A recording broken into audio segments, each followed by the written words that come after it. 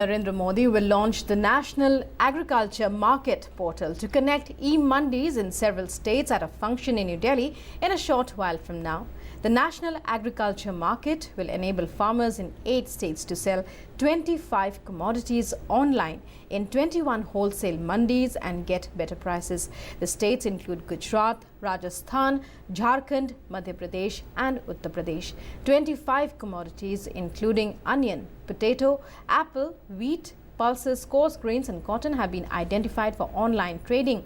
The government is aiming to integrate 200 mandis by September this year and entire 585 mandis by March 2018. We take you live now to Karnal and Lakhimpur Kheri, where we are joined by our correspondents Rama Tyagi and Ashutosh Shukla. First of all, coming across to you, Rama, you're there at Karnal. Tell us about the kind of enthusiasm there for this new initiative of the government and how are farmers looking at it? किसान हैं उनमें ज़बरदस्त उत्साह है केंद्र सरकार के इस कदम को लेकर।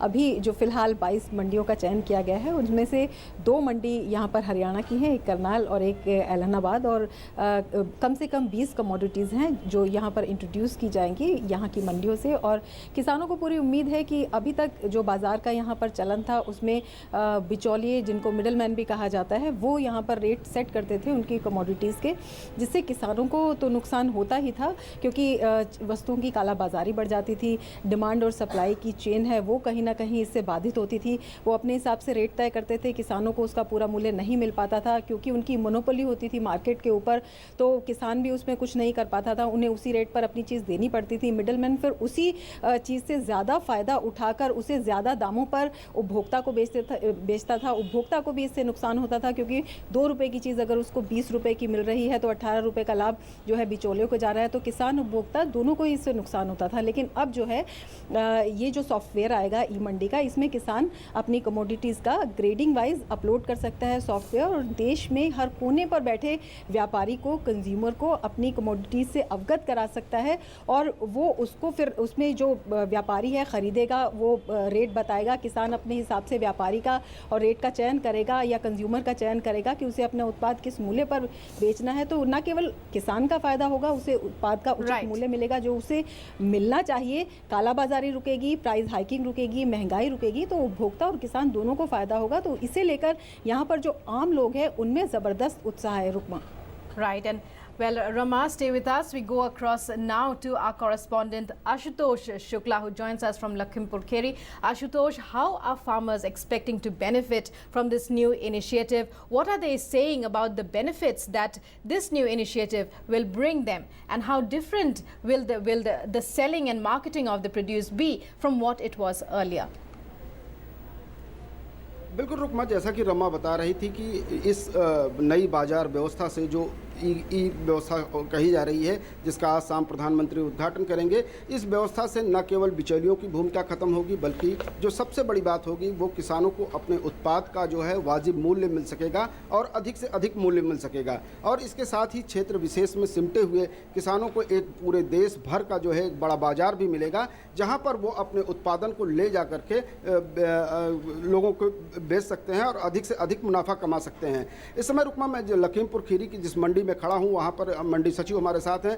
एक इसमें सबसे टेक्नोलॉजी जोड़ी गई है इस बाजार व्यवस्था में, तो इस टेक्नोलॉजी को किसानों तक कैसे पहुंचाएंगे और किसानों को कैसे जागरूक करेंगे, इस बारे में हम थोड़ा सा आपसे जानना चाहते हैं। सबसे पहले हमारे यहाँ क्या होता था मंडी में कि मुंह से बोली बोलते थे, सारे जो व्यापारी होते थे वो किसानों का माल आता था, ढेरी लगती थी, फिर बोली जाती थी, जो अधिकतम मूल्य होता था वो उस पर बोली होती था और किसान माल बेच देता था।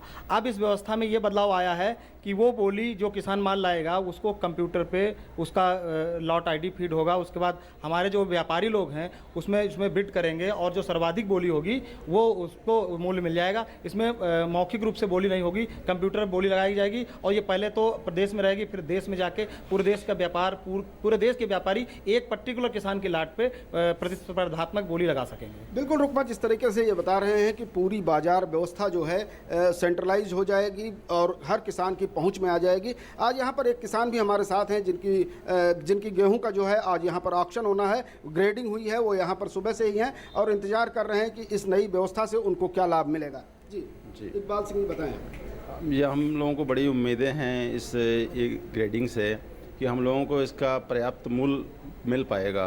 पहले हम लोग सोचा करते थे कि ये छोटे बाज़ारों में बेचें गेहूँ, फिर हम मंडी लखीमपुर लेके जाएं।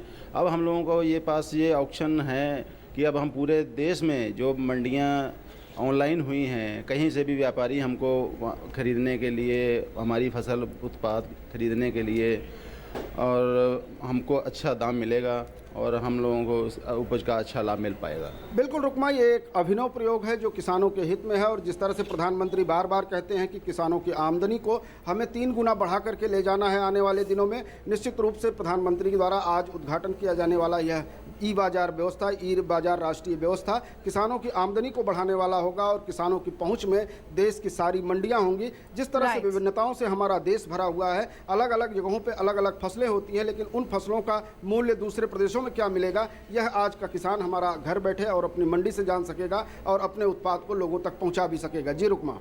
Right, thank you very much, Ashutosh, as well as Rama, and you keep your eyes on that story. In a short while from now, Prime Minister Narendra Modi will be inaugurating this new agriculture market, even as technology gets linked to the system of selling produce. And as our correspondents just told us, it is a system that is expected to do away with black marketeers, bring maximum prices for farmers, and open a wider market for them. Also a cut down, as a farmer just said, in the effort required to market and sell produce. Well, that brings us to the end of this edition of the news. But news and updates continue on DD News. Stay tuned. Namaskar.